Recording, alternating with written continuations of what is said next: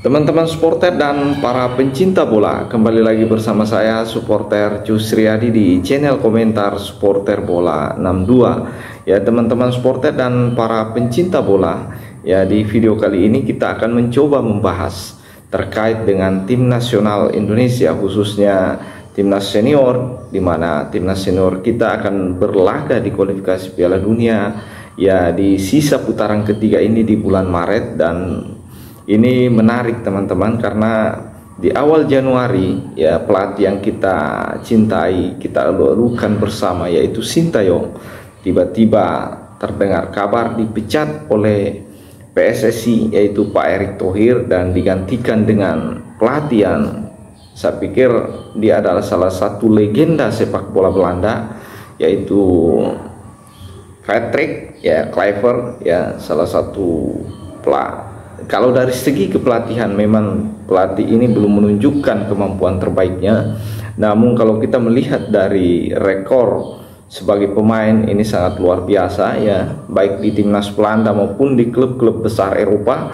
Yang paling luar biasa yaitu ketika berseragam Barcelona dan Ajax Amsterdam. Ya tentunya ini teman-teman supporter dan para pencinta bola menarik ya, karena di sisa waktu 2 bulan tiba-tiba PSSI mengambil keputusan ya, yang tentunya banyak yang mempertanyakan ya, karena keputusan ini banyak yang menilai blunder ya, baik di kalangan supporter yang ada di tim nasional Indonesia, karena persiapannya tinggal 2 bulan. Sementara kalau kita melihat ya, Sintayong ini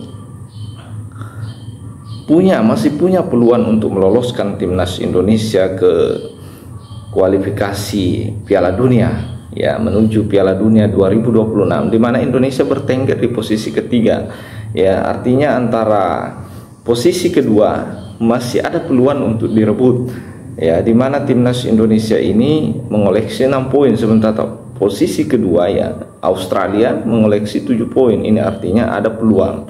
Namun kita akan mencoba membahasnya ya, bagaimana peluang Indonesia ketika berada di era Patrick Kluivert ini ya, bersama Pastor ya yang terkenal dengan taktiknya.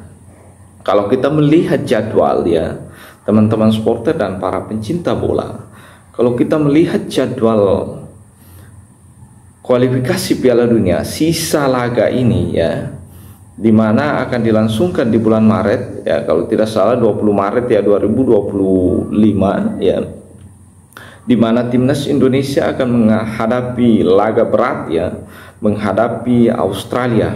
Dan kita berharap ya pelatih baru ini, yaitu Patrick Kluivert ini, bisa memberikan ya dampak yang luar biasa ya, dimana kalau kita melihat di era Sintayong ya, teknik kepelatihan Sintayong ini strateginya banyak menggunakan Parker Bus, artinya banyak bertahan ya dalam menghadapi tim-tim berat, khususnya Australia ya, Jepang, dan ini terlihat menotong ya. Kita berharap kehadiran Patrick Kluivert ini bersama Pastor ya, yang kita tahu Pastor ini adalah salah satu peracik strategi, sementara Patrick Kluivert ini adalah salah satu pemain striker ganas ya di eranya. Ini bisa menjadi kolaborasi yang luar biasa ya teman-teman supporter dan para pencinta bola, dimana kalau kita melihat ya pertandingan di bulan Maret ini, kalau kita melihat jadwal di bulan Maret ini ya, Indonesia akan menghadapi Australia ya di tanggal 20 ya. Kemudian Jepang akan berhadapan dengan Bahrain ya, dan Arab Saudi akan berhadapan dengan Cina.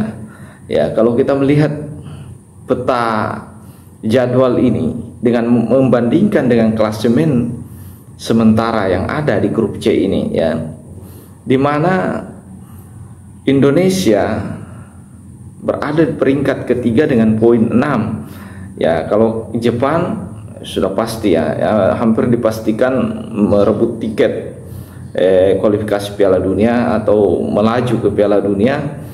dengan poin yang cukup luar biasa, susah terkejar, tapi ada peluang posisi 2, di mana posisi 2 ini masih ditempati oleh Australia dengan 7 poin, Indonesia 6 poin, kemudian Bahrain 6 poin ya, kemudian ada Arab Saudi juga 6 poin, Cina juga 6 poin. Ini artinya peluang untuk melaju ke Piala Dunia terbuka lebar. Nah, kalau kita bandingkan dengan jadwal yang akan dilangsungkan di bulan Maret ini, kira-kira Indonesia, prediksi teman-teman supporter dan para pencinta bola, kira-kira Indonesia mampu merebut posisi kedua, karena ada peluang untuk merebut posisi kedua. Di mana kalau kita melihat jadwal, Indonesia akan menghadapi Australia, sementara Jepang akan berhadapan dengan Bahrain, dan Arab Saudi akan berhadapan dengan Cina. Kalau kita melihat statistik yang ada ya teman-teman supporter dan para pencinta bola, ya statistiknya seperti ini ya. Kalau menurut prediksi saya, di mana Jepang yang akan berhadapan dengan Bahrain, ya di atas kertas Jepang akan memenangkan pertandingan, dan otomatis Bahrain tetap akan mengoleksi 6 poin. Sementara ya, kalau kita melihat antara Cina dan Arab Saudi dari segi kekuatan ya, memang Arab Saudi di atas ya, di atas. Dan jika ada 2 kemungkinan ya, jika Arab Saudi menang maka Arab Saudi akan memperoleh 9 poin ya, sementara Cina akan tetap di 6 poin. Namun ya teman-teman supporter dan para pencinta bola, jika Indonesia memenangkan pertarungan antara Australia melawan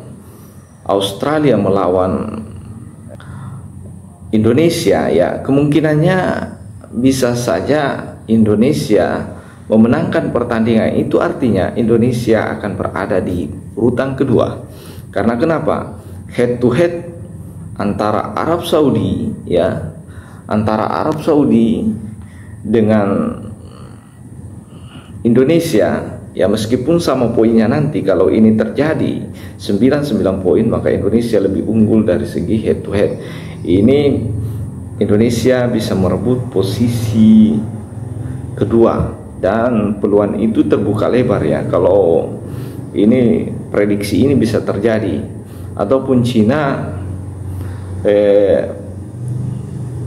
berusaha menahan imbang Arab Saudi di kandangnya ya, ini bisa juga terjadi. Dan ini bisa terjadi prediksi ini.